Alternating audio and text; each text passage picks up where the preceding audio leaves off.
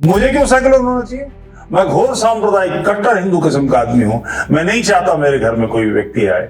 और ये बात बहुत दूर तक जाती है कि वॉशिंग मशीन में कोई प्रॉब्लम, मैंने फोन किया तो उसने किसी को कहा कि मैं उसको सलमान को भेजता हूं। मैंने कहा नहीं, मेरे घर में हिंदू ही चाहिए।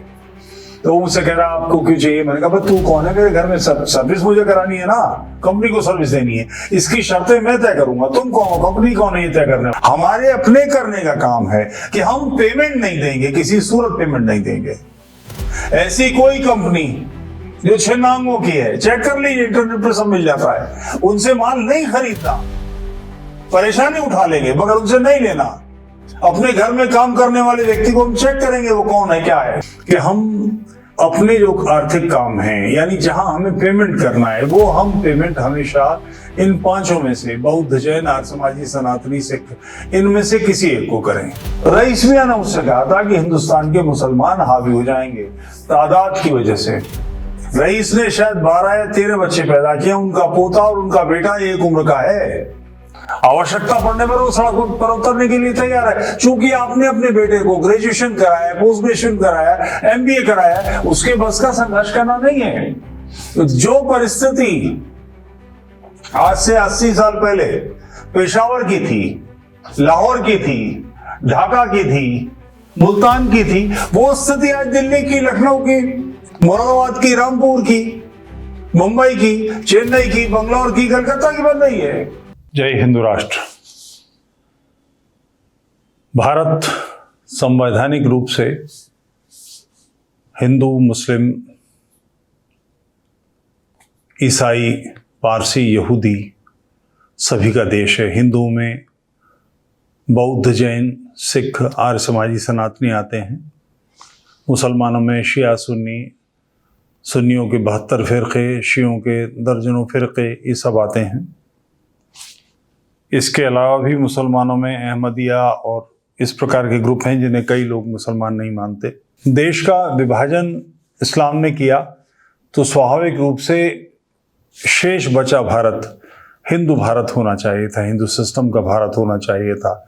मगर गांधी और नेहरू ने हिंदू राष्ट्र की पीठ में छुरा भोंका और इसको सेकुलर और सबके लिए बना दिया, जबकि इसका कोई कारण नहीं था। जब विभाजन ही हिंदू मुस्लिम के आधार पर हुआ तो यह स्वाभाविक था कि बचा हिस्सा हिंदुओं का होना चाहिए था।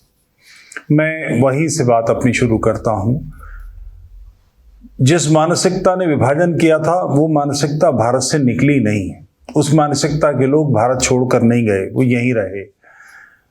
जो 17% के आसपास मुसलमान थे उस समय, और इस भारत का 32% हिस्सा उन्हें दे दिया गया, वो छोड़कर नहीं गई। यानी कुल 8% लोगों को 32% मातृभूमि का हिस्सा दे दिया गया। यहाँ पर रहकर इन्होंने संख्या बढ़ाई, लगातार संख्या बढ़ाई। मैं भी पिछले दिनों अपने भतीजे की शादी में था, वहाँ उसकी बड़ी साली से मेरी बात हुई। वो ऑल साइंस की पढ़ी हुई है। तो वो बता रही थी कि मेरे साथ की जो लड़कियाँ हैं, उन मुसलमान लड़कियों, उनके सबके 4-4, 5-5 बच्चे हैं। उसका एक बच्चा था और उस लड़की ने मुझसे ये कहा, मैंने से पूछा एक ही बच्चा क्यों इतने समय से? तो उसने कहा ये अकेला रहना चाहता है। यानी अभी जो 4-5 साल का बच्चा वो तय करेगा कि वो अकेला रहना चाहता है। ये उसकी माँ की मानसिकता है।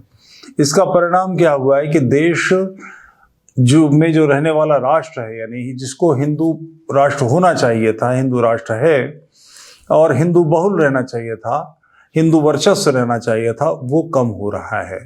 तो हम क्या करें, एक आम आदमी क्या करे? क्योंकि ये राज्य की समस्या है, राज्य इसको नहीं बदल रहा, प्रधानमंत्री इसमें कुछ नहीं कर पा रहे, मुख्यमंत्री कुछ नहीं कर पा रहे, संसद सदस्य कुछ नहीं कर पा रहे, विधानसभा के लोग कुछ नहीं कर पा रहे। कोर्ट जाहिर है कि उसके ऊपर ये संविधान ला दिया गया तो वो उसके हिसाब से ही फैसले करती है, सेना इत्यादि सब इस सिस्टम से चल रहे हैं। तो इंडिविजुअल मैं और आप क्या करें? हम एक काम कर सकते हैं कि हम अपने जो आर्थिक काम हैं, यानी जहां हमें पेमेंट करना है, वो हम पेमेंट हमेशा इन 5 में से बौद्ध, जैन, आर्य समाजी, सनातनी, सिख, इनमें से किसी एक को करें।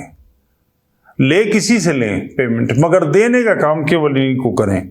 इसका ध्यान हमें रखना पड़ेगा। अगर हम ये ध्यान कर पाए तो भी बदलाव आएगा। मैं किसी और की बात नहीं कहता, मेरे घर में 12-13 LG के AC हैं। इनकी सर्विस के लिए लड़के आते हैं, इनमें कोई प्रॉब्लम आती है तो लड़के आते हैं, वहां सबको पता है, जबकि इनके इंचार्ज छिन्नांग हैं। उन्हें मालूम है, वो फोन पे कहते हैं कि सर आज कोई हिंदू लड़का नहीं है, कल भेजूंगा या परसों भेजूंगा।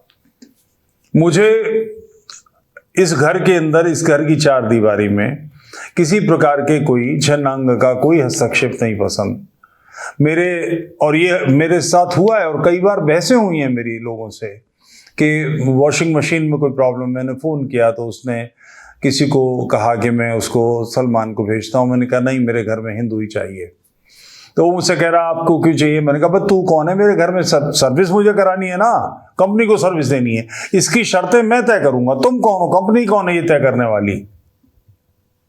सिस्टम को, राज्य की प्रशासन को सेकुलर होना चाहिए, मैं ये समझ सकता हूं। मुझे क्यों सेकुलर होना चाहिए? मैं घोर सांप्रदायिक कट्टर हिंदू किस्म का आदमी हूं। मैं नहीं चाहता मेरे घर में कोई व्यक्ति आए, और ये बात बहुत दूर तक जाती है। 135-40 करोड़ देश में निवासी हैं। कल्पना करें कि इसका 10% हिस्सा, यानी 13-14 करोड़ लोग एक केला रोज खाएंगे, हफ्ते में 2 बार केले खाएंगे, यानी 28 करोड़ केले का प्रोडक्शन हफ्ते में 2 बार खपेगा। कौन बेच रहा है इसको?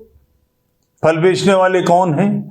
फल की आड़त करने वाले कौन हैं? सब्जी की, तरकारी की आड़त करने वाले कौन है? जब हम छोटे थे तो ये आड़त करने वाले पंजाब से आए हुए विस्थापित होते थे। वो लोग सब्जी मंडी में बोलियां लगाते थे, प्रोडक्शन कोई भी करता था, सारा काम उनके हाथ में था। आज किसके हाथ में है? बाजार को, मंडी समिति को बाईपास कर देने के लिए मंडी के बाहर बड़े बड़े गोडाउन्स बना लिए, उनमें डायरेक्ट माल आता है, वो डायरेक्ट सप्लाई करते हैं, अपने लोगों को सप्लाई करते हैं, उनके अपने लोग खरीदते बेचते हैं, उनको उधार मिलता है, उनको ठेले की व्यवस्था मिलती है। और हमारा व्यक्ति इन 5 वर्गों का, यानी बौद्ध, जैन, सिख, आर्य समाजी, सनातनी, वो व्हाइट कॉलर जॉब करना चाहता है, साफ सुथरा काम करना चाहता है। वो 10,000 रुपए, 12,000 रुपए की तनख्वाह कमाने के लिए किसी कोठी में काम करके राजी है, और 50,000, 60,000, 70,000, 80,000 रुपए कमाने के लिए ठेला नहीं चला सकता, वो सब्जी नहीं बेच सकता, वो फल नहीं बेच सकता, वो कारपेंटरी नहीं करेगा आग्रह पूर्वक, वो इलेक्ट्रीशियन नहीं बनेगा, वैक्यूम तो नहीं रहता, कोई तो काम करने आएगा। मकानों को बनाने के लिए लेबर कहां से मिलती है? लिंटर डालने का काम नॉर्मली बांग्लादेशी मुसलमान कर रहे हैं, मैं नोएडा की बता रहा हूं। तो उनको काम कौन देता है? एक तरफ अपना व्यक्ति काम नहीं करना चाहता, लोग ये शिकायत करते हैं, तो उनको काम देने का आग्रह, उनको सिखाने का काम किसका है? समाज को इसकी चिंता करनी पड़ेगी, क्योंकि यही व्यक्ति जो यहां से 50, 60, 70 हजार रुपये मेहनत करके कमाता है और 8, 7 और 9, 10 बच्चे पैदा करता है, एक पीढ़ी के अंदर उसके पास एक बड़ी तादाद इकट्ठी हो जाती है। मैं काशीपुर जिस नगर का रहने वाला हूं, वहां बंदूक का काम करने वाले हाजी सुलेमान के बेटे रईस मियां थे। मैं आज की नहीं, ये आपको बता रहा हूं, तकरीबन 40 साल पुरानी बात। रईस मियां ने मुझसे कहा था कि हिंदुस्तान के मुसलमान हावी हो जाएंगे तादाद की वजह से। रईस ने शायद 12 या 13 बच्चे पैदा किए, उनका पोता और उनका बेटा एक उम्र का है। जब वो प्रोडक्शन कर रहे थे तभी उनका बड़ा बेटा ही प्रोडक्शन कर रहा था, एक बड़ी तादाद। हम ये कब सीखेंगे? नहीं, शेर बड़ा मुश्किल है 2 बच्चों को पालना, उनकी परवरिश करना। 3 बच्चे, 4 बच्चों की परवरिश, 5 बच्चों की परवरिश मुश्किल लगती है आपको, और शांति दूत को नहीं लगती, छिन्नांग को नहीं लगती, वो आराम से कर लेता है। और आप बच्चे को जिसे व्हाइट कॉलर जॉब सिखाते, करते क्या हैं? नौकरी करेगा ना पढ़कर, MBA कराएंगे, 8-10-15 लाख रुपए खर्च करेंगे और उसके बाद उसकी नौकरी क्या होगी? 30,000, 25,000, 35,000 की। दूसरा आदमी जो हाथ का काम कर रहा है, जो 10वीं फेल है, जो 8वीं फेल है, जो 6ठी पास है, वो लाख रुपए, 1.25 लाख कमा रहा है, 80,000 रुपए कमा रहा है। आप किस तरह से बेहतर हैं उससे? न तो स्ट्रीट पावर आपकी बेहतर, आवश्यकता पड़ने पर वो सड़क पर उतरने के लिए तैयार है। चूंकि आपने अपने बेटे को ग्रेजुएशन कराया, पोस्ट ग्रेजुएशन कराया, MBA कराया, उसके बस का संघर्ष करना नहीं है। तो जो परिस्थिति आज से 80 साल पहले पेशावर की थी, लाहौर की थी, ढाका की थी, जैसौर की थी, खुलना की थी, मुल्तान की थी, वो स्थिति आज दिल्ली की, लखनऊ की, मुरादाबाद की, रामपुर की, मुंबई की, चेन्नई की, बंगलौर की, कलकत्ता की बन रही है। आखिर ये कहां तक हम पीछे हटेंगे? और इसका असर राज्य पर नहीं है, राज्य तो वहां से शिफ्ट होगा और छोटा हो जाएगा। असर आप पर, मुझ पर आना है। तो हमारी, आपकी जिम्मेदारी है, हमारे अपने करने का काम है कि हम पेमेंट नहीं देंगे, किसी सूरत पेमेंट नहीं देंगे। ऐसी कोई कंपनी जो छिन्नांगों की है, चेक कर लीजिए, इंटरनेट पे सब मिल जाता है, उनसे माल नहीं खरीदना। परेशानी उठा लेंगे मगर उनसे नहीं लेना। अपने घर में काम करने वाले व्यक्ति को हम चेक करेंगे वो कौन है, क्या है। ड्राइवर रखना है, इलेक्ट्रीशियन बुलाना है, प्लम्बर बुलाना है, कारपेंटर बुलाना है, पेंट करने वाला लड़का बुलाना है, जो भी काम कराना है वो व्यक्ति आपका अपना होना चाहिए। निश्चित रूप से आपको लगेगा कि उसमें कठिनाई है, कई बार आपको लगेगा वो काम करके राजी नहीं है, मगर तैयार तो करना पड़ेगा। वैक्यूम छोड़ेंगे तो बात तो नहीं बनेगी, दूसरा व्यक्ति वैक्यूम को भरेगा। आखिर सब्जी तो खानी है, फल तो करना है। सारा का सारा पश्चिम उत्तर प्रदेश एक समय में चौधरी चरण सिंह और फिर उनके पुत्र अजीत सिंह, फिर उनका पोता जयंत चौधरी, ये सारे लोग हरित प्रदेश की बात करते थे। अब उन्होंने कहनी बंद कर दी है, क्योंकि समझ गए जिस दिन पश्चिम उत्तर प्रदेश टूटा, ये पूरी बेल्ट सारी की सारी उनके हाथ से निकल जाएगी। चौधरी चरण सिंह आर्य समाजी थे, दोनों समय यज्ञ करने वाले व्यक्ति, और उन्होंने जाटों में इस्लामी राजनीति की शुरुआत की, उनको मिलाकर राजनीति की। परिणाम आप समझ सकते हैं क्या हुआ। ये पूरी पश्चिम उत्तर प्रदेश की बेल्ट जाटों के हाथ से निकल चुकी है। जाटों के लड़के शहर में 20,000 की नौकरी मिलती है, 15,000 की नौकरी मिलती है, दौड़ के शहर आ जाते हैं। ऐसे घरों में रहते हैं, ऐसे कमरों में रहते हैं जहां टॉयलेट जाने के लिए 4 लोग आपसे आगे लाइन में खड़े हैं। नहाने के लिए पानी की 1 बाल्टी भरनी है तो वहां 8 लोगों के साथ जूझना है। जहां खुले अपने खेत थे उसको छोड़कर यहां शहर में आ गए और हाथ का काम नहीं करेंगे, परिणाम क्या निकलेगा। तो एक नियम बना लीजिए, पेमेंट उसको देना है जो आपका अपना हो। ले किसी से लीजिए, देने का काम उसको। इतने भर से बड़ा बदलाव आ सकता है। जय हिंद राष्ट्र।